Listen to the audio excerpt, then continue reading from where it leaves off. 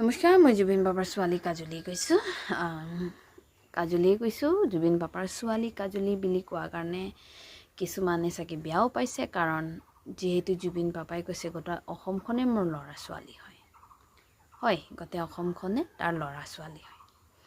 কিন্তু মই সেইটো নহয় বুলিও নকওঁ, কাৰণ এইটো পাপাই নিজেই কৈ গৈছিলে যে গোটেই অসমখনে মোৰ ল'ৰা ছোৱালী হয়। ঠিক আছে, তো সেইবিলাকক মই ক'ব খোজোঁ যে যেতিয়া জুবিন পাপা ঢুকাইছিল তেতিয়া ভকুৱাই কান্দাবোৰ, চিঞৰি কান্দাবোৰ, ছ'চিয়েল মিডিয়াত আহি ফালি কান্দাবোৰ ক'ত গ'ল, কি হ'ল আজি একেবাৰে ঠাণ্ডা হৈ গ'ল যে, আৰু খালি মোৰ পকৰত লাগি থাকে, মোক কৈ যে তই অকলে জুবিনৰ ছোৱালী নহয়, আমি গোটেই অসমখনে জুবিনৰ ল'ৰা ছোৱালী।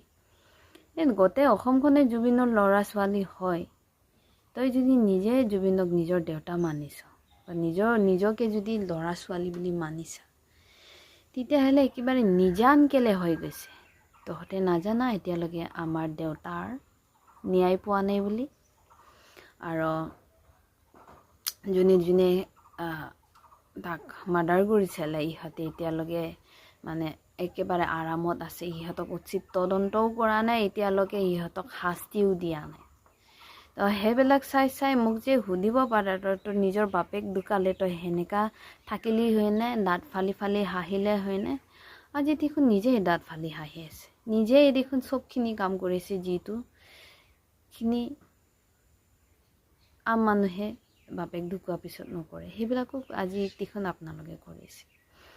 গতিকে মই ইহঁতক এটাই কথা ক'ব খোজোঁ যে মোৰ পকৰত লাগি লাভ নাই, মোৰ পকৰত লাগি আপোনালোকে জুবিন বাবাৰ ন্যায়ো নাপায়, মোৰ পকৰত লাগি আপোনালোকক একো নাপায়। গতিকে বেছি ভাল হ'ব যদি আপোনালোকৰ সেইটো যিটো জুবিন বাবাৰ ন্যায় পোৱা নাই তাৰ পিছত লাগি, কানুনৰ পিছত লাগি, যোনে উচিত তদন্ত কৰিব ইহঁতৰ পিছত লাগি ইহঁতৰ পকৰত লাগি ইহঁতক খুচি থাকিলে তেতিয়া চাগে আমি ন্যায়ো চাগে পাম।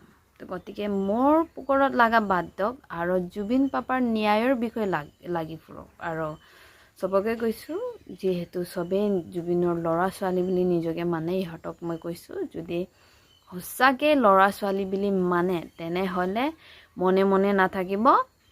জুবিন বাবাৰ যিটো ন্যায় এতিয়ালৈকে পোৱা নাই, ন্যায়ৰ কাৰণে আমি মাত মাতিব লাগিব, মাতি থাকিম। আৰু মই আপোনালোককো অনুৰোধ জনাইছোঁ যে মাতি থাকক। মই আপোনালোকক বেয়া পোৱা নাই, মোকো বেয়া পাব নালাগে।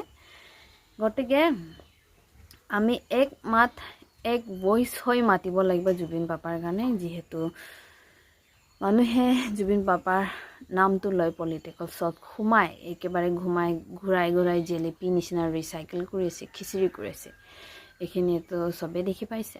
গতিকে আমাক এইটোৱেই সময় আছে যে মাতিবৰ কাৰণে, যে জুবিন বাবাক ন্যায় দিয়ক বুলি।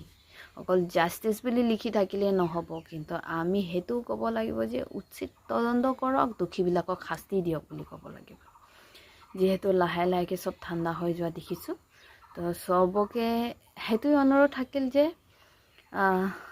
পাহৰি নাযাব, ঠাণ্ডা হৈ নাযাব। অভিয়াছলি আমি মানুহে ঠাণ্ডা হৈ যাব, কিন্তু নিজৰ কিবা এটা আপোনজনক হেৰুৱাৰ পিছত আমি এনেকুৱা থাকিব পাৰিম জানো যে 1 বছৰ 2 বছৰ যিমানেই যি নহওক আপোনেই হয়। তো আপোনৰ কাৰণে আমি একগোট হৈ আৱাজ উঠাব লাগিব, মাতিব লাগিব। গতিকে আজিৰ বিষয়টো হৈছে যে আমি পাহৰি যাব নালাগে দেই।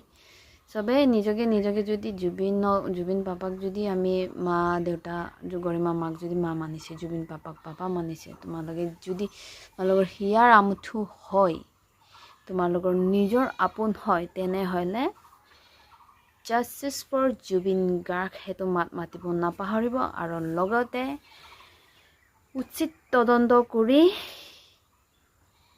দোষীবিলাকক শাস্তি দিব লাগিব। সেইটোৱেই এটা চবৰে আগত এটা অনুৰোধ থাকে। আজিৰ বাবে ইয়াতে সামৰিছোঁ মই। ধন্যবাদ।